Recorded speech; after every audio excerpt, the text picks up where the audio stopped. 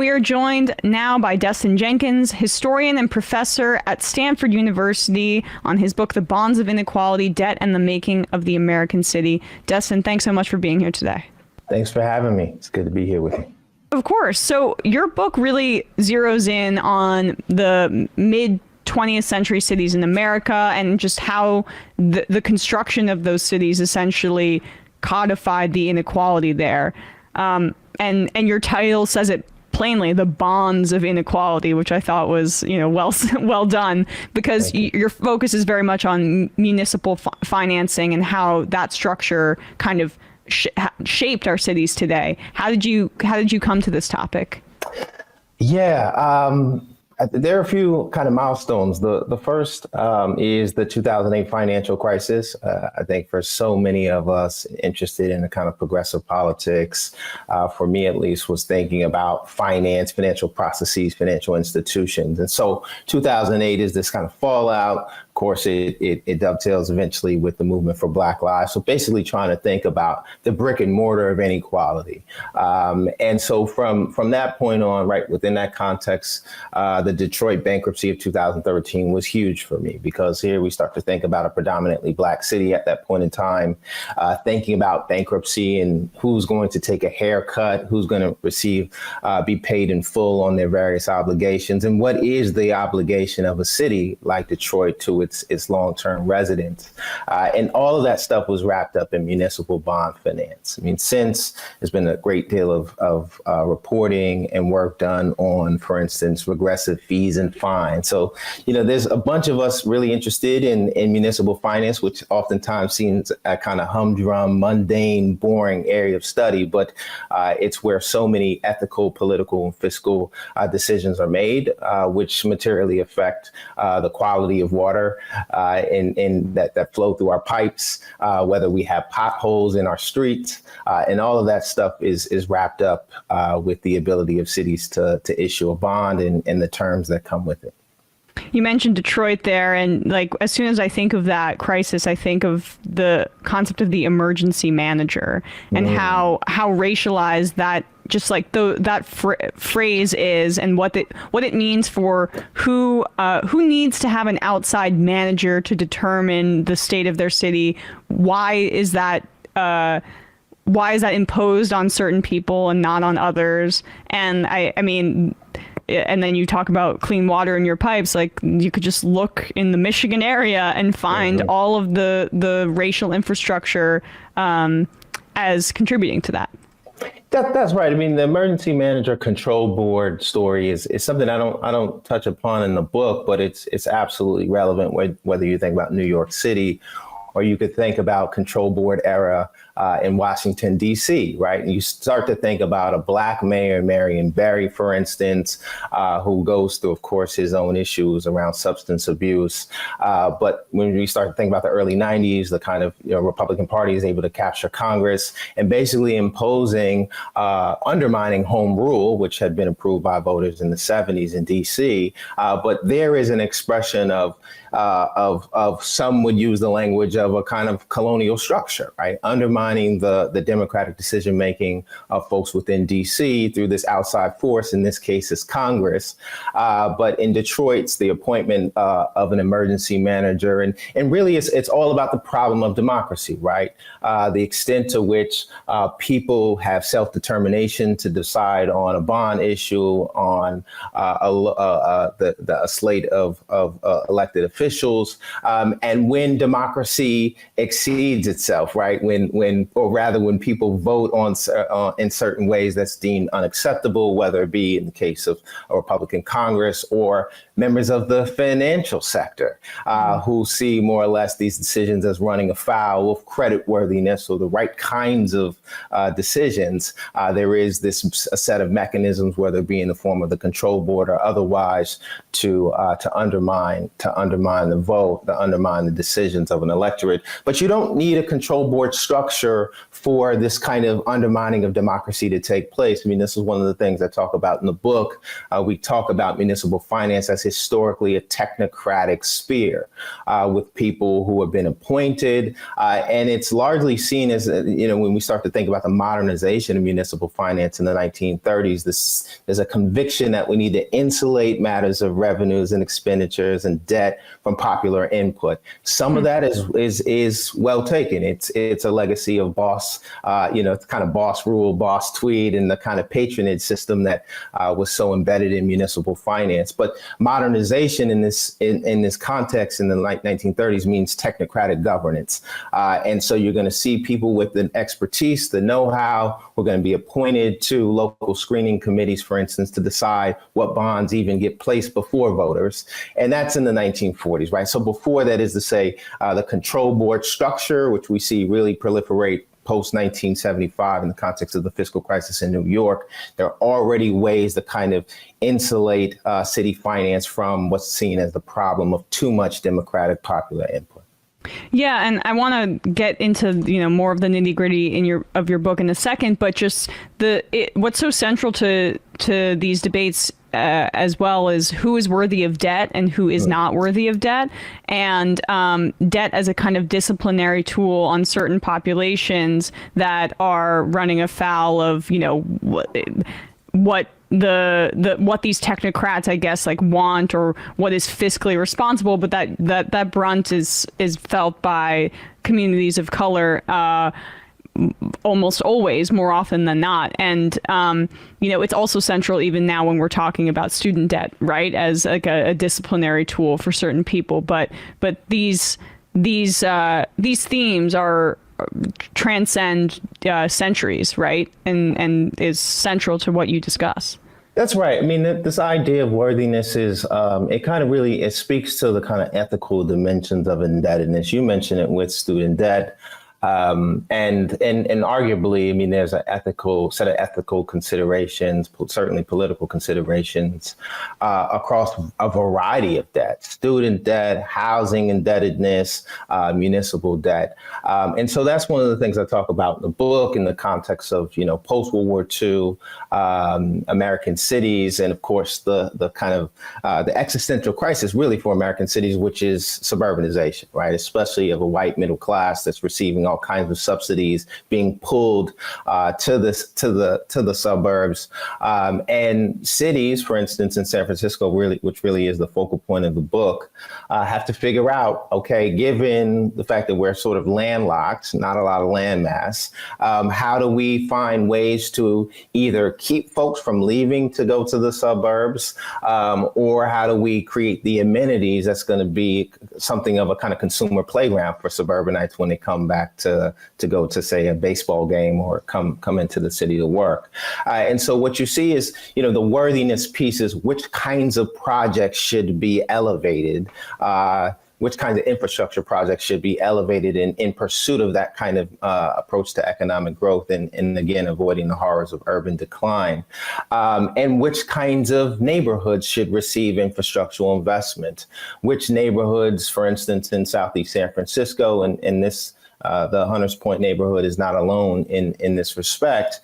We see the kind of Black migration to the city, to that part of the city, and we see years and years of systematic, I wouldn't even call it divestment. It's just a lack of investment, essentially allocating bond proceeds and borrowed funds to other neighborhoods in the city. And so there's a worthiness piece as well, not just in terms of which projects are worthy of taking on debt, but which neighborhoods will receive that kind of investment.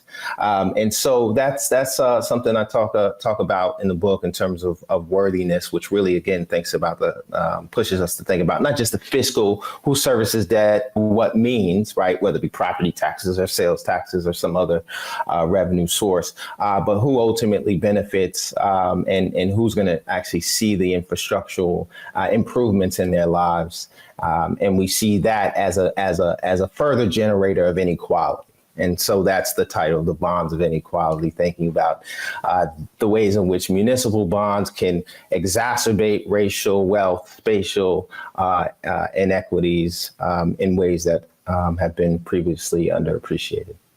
So yeah, take us to the New Deal era and the post World War II era, when this kind of municipal bond system begins to take hold in a lot of these cities looking to expand, and in that period. How did that municipal bond system work, and what like structures allowed for that the municipal bonds to become dominant in these cities? Yeah, it's a really great question. I mean, just to kind of take a step back, I mean, their cities or states and their political subdivisions have been issuing municipal bonds since at least the early 19th century. I mean, there's some discussion, I suppose, about when the kind of origin story begins with relying on debt to fund infrastructure. But the early 19th century is a good point. So we're thinking about states during that early 19th century period playing the dominant role. We see the kind of panic of 1837, the kind of financial collapse, and then local governments take on more and more of a role in funding infrastructure projects.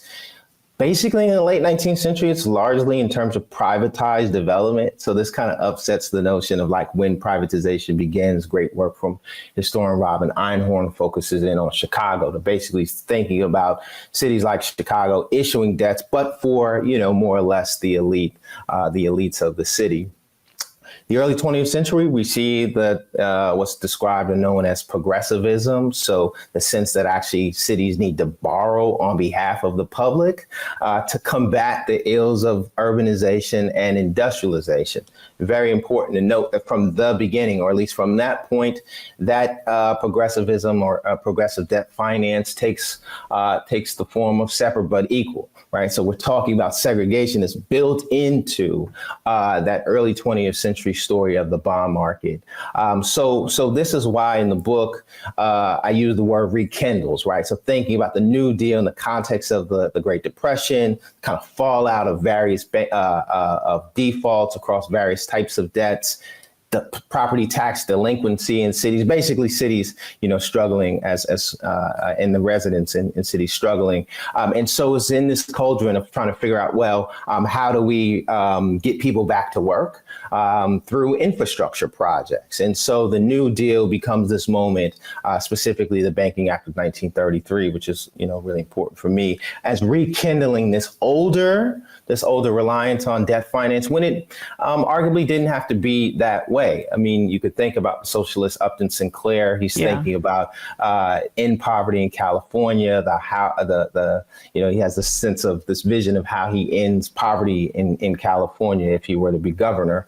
And so he proposes this idea of a California authority for money, which would, through an authority structure, issue $300 million in bonds. It would be staffed by political appointees, including Wall Street defectors. So there's still this need to understand, like, how do we actually govern fiscally, and how do we get people back to work in that way? And for him, he's like, we're trying to sell bonds, quote, directly to the people to obviate commissions to any bankers. So there is, in the 1930s, something of an alternative, even though it still relies, of course, on financial markets to mobilize capital. But what happens instead with the Banking Act of 1933 is we see the separation of commercial and investment banks, but it's still going to allow both the ability to underwrite certain obligations of states and municipalities. And so that, along with other ways of kind of basically placing a federal stamp of approval on the private rating system, despite the dismal failures of a Moody's and these credit rating agencies, is going to revive and allow these folks to have a seat at the table, so to speak, and eventually basically bite the hand that fed them by the time we get to the 1970s and decrying the kind of welfare state syndrome, which was so key to reviving these institutions some 40 years prior. So in essence, what this does is it financializes these cities, and it creates a dependence on banks and wealthy individuals who are going to be determining, probably in the end, and we'll get there, the future of these projects, because it's their investment, as opposed to granting money for these kinds of projects, which we've mentioned this on the show before, that the New Deal did not go challenge capitalism enough, frankly. And seems to be a prime example of that, which it also seems to rely on the assumption that these markets can be apolitical organisms as opposed to heavily influenced by, politics and racism and all of the things that you discuss. I mean, you said it. You just said it. I mean, that's a brilliant, excellent synopsis. So thank you for that. I mean, I guess let me just sort of elaborate on a few things. The first is you got the word dependence, and that's really what the book is it begins with that question of why it is that American cities are dependent on a set of unelected actors who I describe in the book as a fraternity, who really depend on vibes, even as they sort of elevate a kind of set of technocratic discourse of debt ratios and so forth. But a kind of sociality that is deeply patriarchal, deeply elitist and racist, to build trust in order to form syndicates, which are going to be key to buying and underwriting various bond issues across the country. So it's trying to think about that story and of dependence, because it doesn't have to necessarily be that way. I remember reading an article kind of published in the context of the New York City fiscal crisis that talked about how state-controlled banks in Italy were helping debt-plagued municipalities. There was a different kind of revenue-sharing formula in West Germany, and it was all kind of more or less highlighting what one could say a kind of American exceptionalism of relying on municipal bond issues.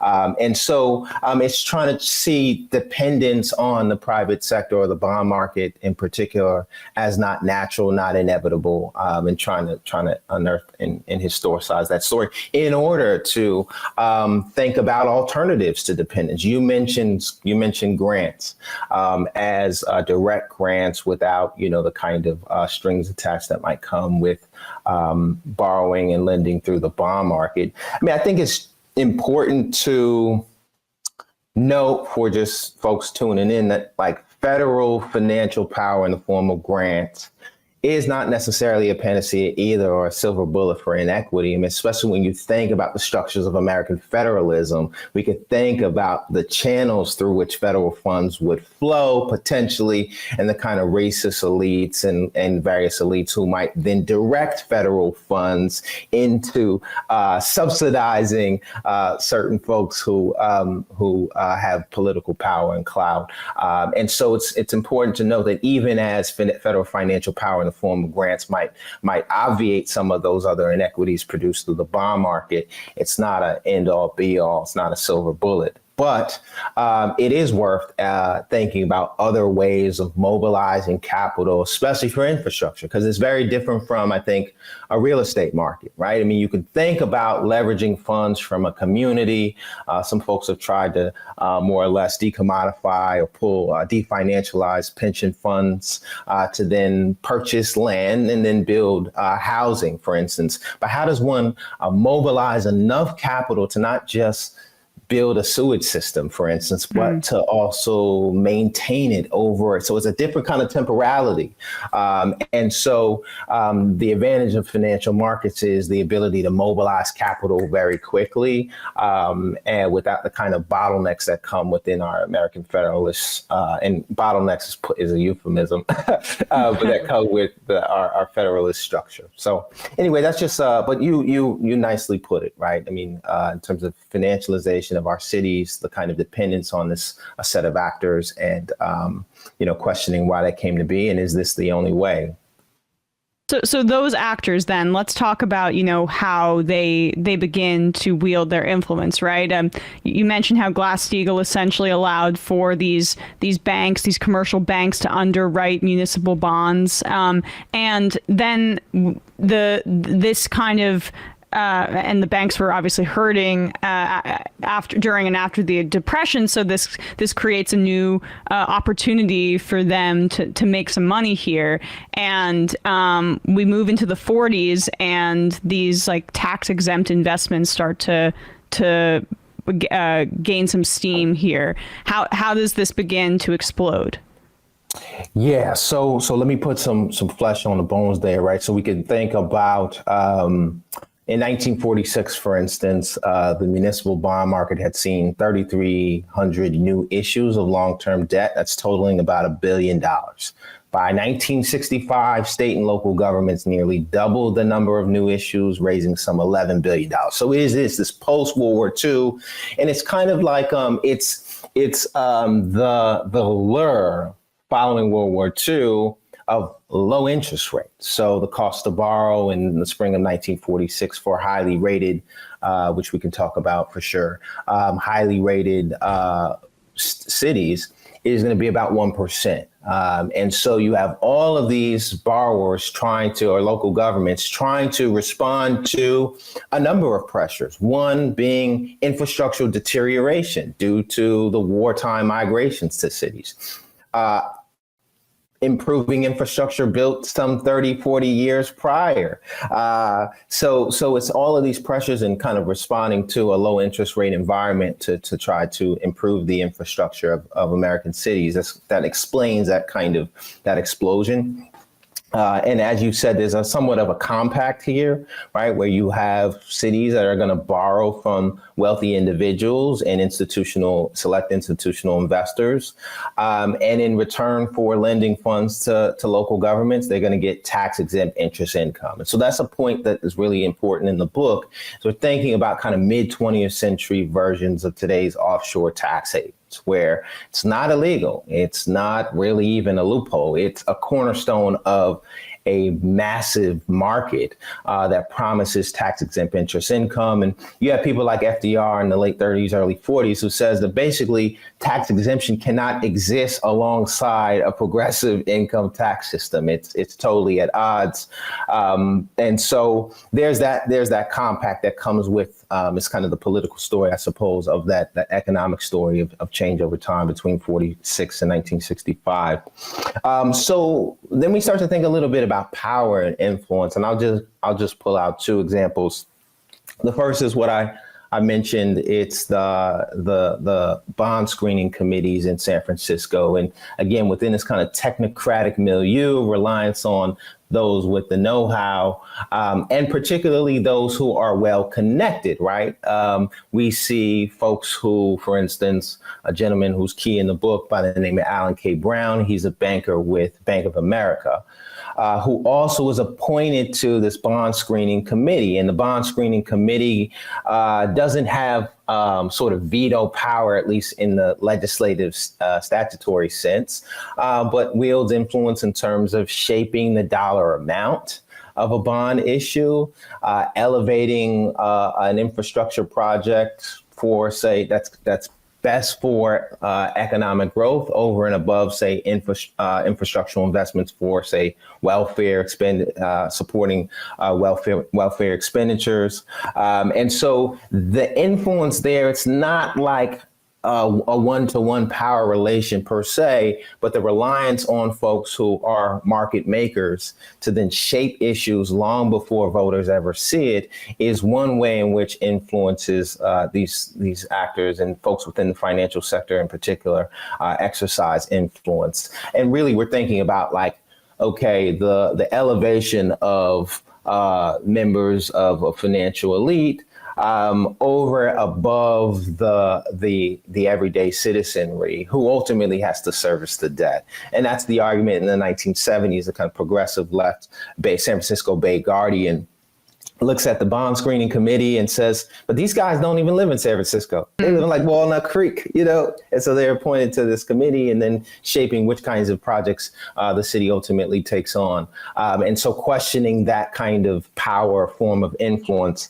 And the second example I'll give just in terms of influences power really goes back or it boils down to narratives, the kinds of narratives being told about the problem of cities in the 1960s. So we're thinking about the urban uprisings. I've got a colleague, Elizabeth Hinton, who's written about the urban riots as they were typically known as urban rebellions, whether it be in Watts or San Francisco or Newark or Detroit, and the sense that these were moments where or signify that cities were losing their way. unable to govern. And so we start to see the deployment of a narrative that cities are succumbing to minority interests and labor, in elevating that to explain bloated expenditures and a kind of ineffective governance. And the elevation of, and really blaming minorities who more or less were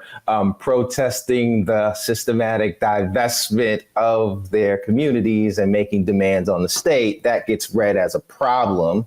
And so the elevation of that narrative that this is the problem of cities, it's due to these particular interest groups without, and this is coming from folks who would never describe themselves as an interest group, but see minorities and labor as a special interest group distorting the future of the city. But they wanted their cake and they had their cake and ate it too.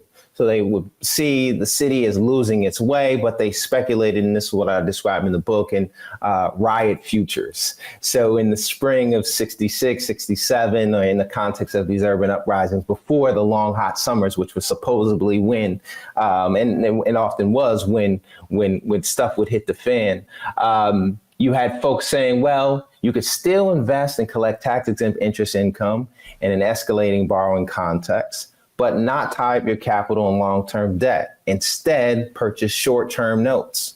Invest in the city for 6 to 9 months, see a return of your principal, collect tax-exempt interest along the way, and then redirect that capital elsewhere. And so a way of kind of obviating a long-term obligation to the city, and then pushing cities which then increasingly start to prioritize short-term horizons, revenue targets, and so forth over a long-term investment in its citizens. So that's a long way of saying that the influence there is in terms of the narratives told about who or what is the problem and what should be the solution to the problem, which by the time we get to the 70s could be read as shock therapy, the sense that the credit window should be shut, and if cities run afoul, too bad. And then pushing cities, or increasingly recommending that cities embrace austerity, regressive user fees and charges, and the kinds of stuff that really define our day-to-day experience of urban life. I mean, and this is more in part one of your answer, a response to that. But when you talk about these like tax havens for the wealthy,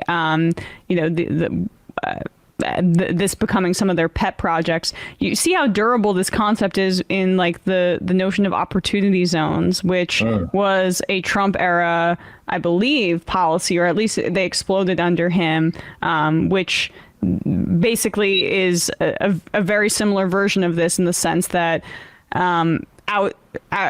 liberals, technocrats, wealthy people saying like, this is what this urban space should look like, and I'm going to invest here, return on my investment. The tax code creates fertile ground for me to make this kind of investment, and they're often vehicles of displacement and of segregation because of just like the nature of the way that the tax code is written. And like, I was fascinated to read about how, as you describe in San Francisco, they're trying to maintain a certain level of profit amid the suburbanization of the 1950s. And like, then San Francisco becomes this vision of what the investors believe that the city should look like, which is really just like entertainment, leisure, and corporate office spaces.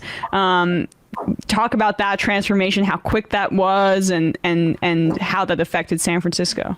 Yeah, a lot there. Let me work backwards. So this is why I think San Francisco is a really useful example. In some ways, folks have been a bit surprised, though I think they ultimately are convinced. But San Francisco is often seen as like the city that got it right in some sense, right? It's kind of liberal culture, right? It's kind of sense of tolerance. I'm not saying I believe it, but this is something, in fact, I was confronted with so often to people and told me not to write about San Francisco when I was. Sorry to interrupt you, but it's like highest cost of living right now in the country, and also just like massive, the epitome of, we're here from Brooklyn, and like they've overtaken Brooklyn in terms of like being an avatar for gentrification in the city, I would say. But yeah, Yeah, and that's interesting as well, because it's that is true, but it's often juxtaposed to, the glory days of the 60s and 70s and early 80s, right? Like seeing San Francisco as yes, San Francisco is a problem, but it's a more recent phenomenon, and it's due to techies. But one of the things I show in the book is urban renewal, what James Baldwin and so many others have since described as Negro removal, was a form of gentrification that began in the 50s and picks up in the 1960s. And so, but there's this story about San Francisco as the exception, and it's the exception, of course. The exception only makes sense when you compare it to a Detroit, to other Rust Belt cities, and even the kind of Sun Belt cities that was dominated increasingly by kind of conservative populists that then would roll back the welfare state. So all that is to say that San Francisco was oftentimes, I was told not to work on the city of San Francisco. But I will say, and the reason why I think San Francisco is in some sense, the exception that proves the rule, the exception in the sense that it doesn't experience deindustrialization in the ways that a Cleveland, a Detroit, a Flint. I mean, it doesn't experience the consequences or fallout of reliance on mass production along Fortis lines that really helps to explain the success and failures, the decline of a Detroit. Instead, San Francisco sort of begins this kind of industrial dislocation in the early 20th century and ties itself to the fire sector. I mean, you guys are in New York, so we're thinking about finance, insurance, and real estate, and trying to use land for financial services. And so in that sense, it's kind of ahead of the curve, right? In the sense of like anchoring its local economic growth to the sector that is supposedly going to allow the city to be insulated from deindustrialization. But what we see in the book is essentially, and this is where the bond screening committee, where the stuff we talked about, like which projects are worthy of investment, we see more or less the city be used for elaborating a consumer playground, again, for suburbanites who want to come check out the San Francisco Giants, or the elevation of the Bay Area Rapid Transit, which is the kind of 3 county-wide mass transportation system, bringing suburbanites to the city to come to work and to consume and then to take them back home, to say nothing of the neighborhoods that's destroyed in Oakland in order to build BART, the neighborhoods in Southeast San Francisco that are bypassed completely, largely, I would say, because there's so many Black folks who live there. And so really we see the kind of post-World War II borrowing on behalf of a certain vision of economic growth predicated on satisfying the needs of a white collar professional class. And here's another thing I sort of talk about in the book. It's kind of like intra-class relations among white folks, because you have wealthy white individuals who are largely going to be the individuals lending to cities collecting tax-exempt interest income. So there's the form of wealth inequality in that way. And then you have segregated building trades, white workers who's going to build the infrastructure on which consumption rests. And then, of course, the infrastructure that's going to allow for consumption for a white middle class. And so there you have white working class, white middle class, and a white upper class is really going to benefit from this post-World War II debt compact. Until the edges start to fray in the late 60s for various reasons. Again, whether it be from the banker standpoint, because cities are succumbing to minorities and labor unions, the macroeconomic context of the rising cost to borrow. And so the late 60s is really when it's kind of the crescendo for the book, and I think for cities and local government borrowers more generally. And it's from that point in time, you have more and more folks. And here's, I guess, the political story. More and more folks, it's described as the minority revolution. Basically, you could think about the civil rights revolution saying, look, we've been servicing debt for 15, 20 years. We've gotten very little in return. We haven't gotten any political positions. We haven't been appointed to, say, public utilities commissions.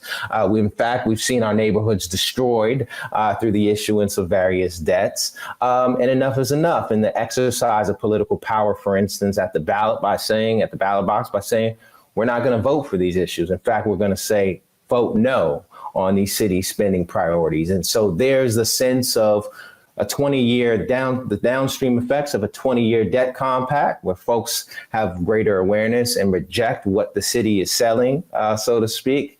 And then you have the kind of the sense among folks within the financial sector that cities have lost their way, a kind of revolting image of the city as people are launching their own revolt against the city's spending priorities. So that revolt happens, and at the same time, we begin to see a takeover of austerity politics, particularly affecting, in the context of your book, these communities that are bearing the brunt of the debt in these cities. Just talk about that transition to austerity politics and that kind of taking over in both the discourse and in application for these communities.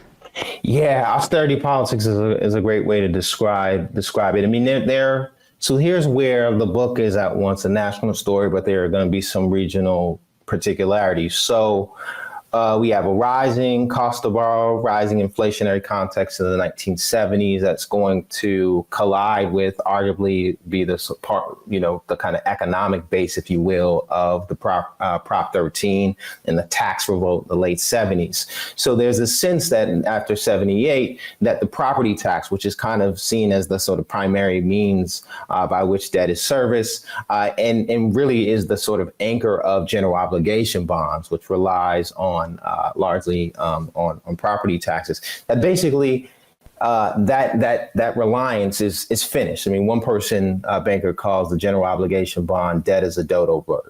Right. The sense that now at this point, cities are going to have to rely on other revenue sources, other kinds of debt instruments to fund infrastructure. And so that's the kind of California context of a property tax revolt, which is then going to spur the turn towards user charges, user fees, higher charges and rates to go to, say, the Oakland Zoo, higher bus fares, the end of subsidizing transportation, although, again, it's not a complete end because subsidization of transportation had always been unequal. But you start to see more or less a political economy, a local political economy predicated on these kinds of regressive revenue sources. And that ties into the kinds of debts that cities can issue and increasingly do issue. And so the austerity politics is that kind of defines our kind of post 75, 76 era.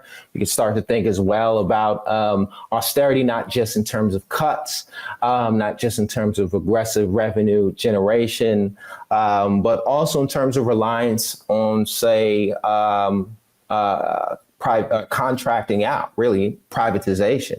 So you see in 78 in Los Angeles County and the city of LA propositions A&P, which is going to allow for contractors more or less to increasingly play the role of government actors in performing various services. So it's in this context, in other words, of austerity. And that context is very much rooted in not so much neoliberalization or financialization, but in the politics of municipal indebtedness and the changing borrowing conditions and terms and the cost to borrow that's going to accelerate this turn towards austerity cuts and regressive revenue solutions.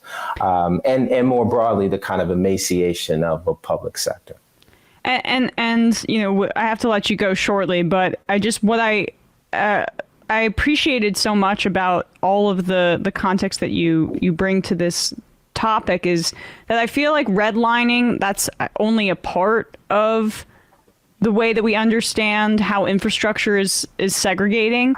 This whole, the concept of debt and who bears the burden and who gets their debt alleviated and who has to constantly be in a cycle of paying this back because the narrative is financial irresponsibility in Black neighborhoods. Like that is so as central as redlining is.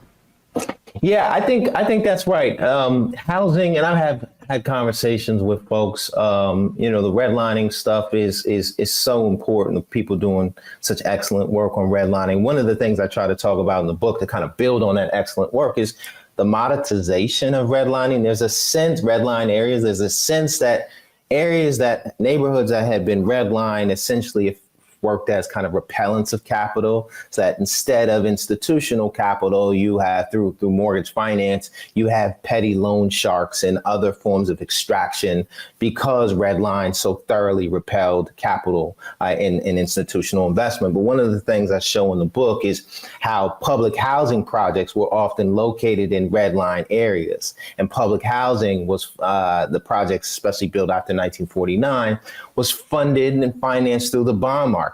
So you have institutional investors who hold bonds tied to public housing projects. That's not a repellent at all. In fact, that's the profitability of redlining through these institutional channels and for these institutional actors. So there definitely is this overlap and connection between the redlining housing story and the quality of infrastructure. A story to be told about the overlap of housing and the bond market. They work in tandem, but what the book tries to do, and what I've since really dedicated my time, including being on your platform, is trying to get people to think about two things, really. Infrastructure and bonds is not just boring, dry matters, but actually arenas of political struggle. That's number one.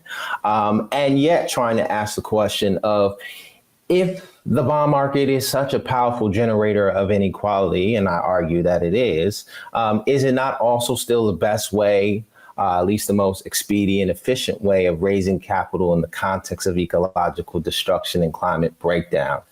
If you start to think about other bottlenecks and limits on mobilizing funds, again, going back to federal grants, as we talked about, right, within our sort of minoritarian structure of Congress, given the composition of the Supreme Court, even if you had this vision of direct grants without onerous strings attached to cities, there's the question of whether that would ever get off the ground, or would it be nullified?